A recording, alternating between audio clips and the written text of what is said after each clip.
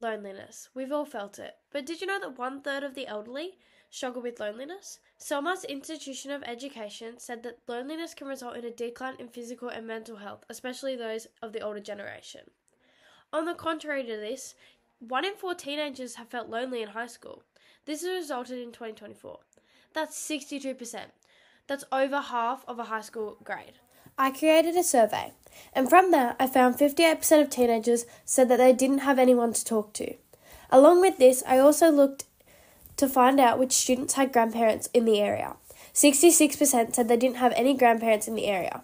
Lastly, from my survey, and most interestingly, I found that 85% of kids would like to learn some sort of new skill from someone in the older generation.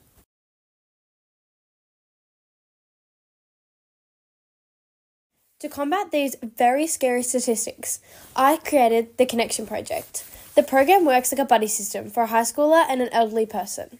My idea is to meet once a week to do structured activities such as puzzles, crafts, sewing, knitting, board games and readings. It aims to break down the barriers of loneliness for people who are elderly and the rates of teenagers struggling with mental health and loneliness and giving them someone to talk to, especially for people who are living away from their family. It shows awareness for the skills of different generations while also combating these very high statistics of people who do not have someone to talk to. We plan to go from 4 till 5. We start with arrivals and then place everyone into their buddies and partners. Then we move on to basic icebreakers, which allows everyone to chat and get to know each other. The icebreakers will only start for the first week unless we have new arrivals. Lastly, we move into structured activities, which will go for the bigger portion of the event, which will change depending on the week. The group will happen in a public place like the park in the summer or council-owned centres in the winter, so we allow for the climate and people involved. To put my plan into action, I was lucky enough to be invited down to the Lions facilities on the showground. There, I talked through my pitch and also got the opportunity to interact with a couple of the knitting ladies from the Lions local knitting group.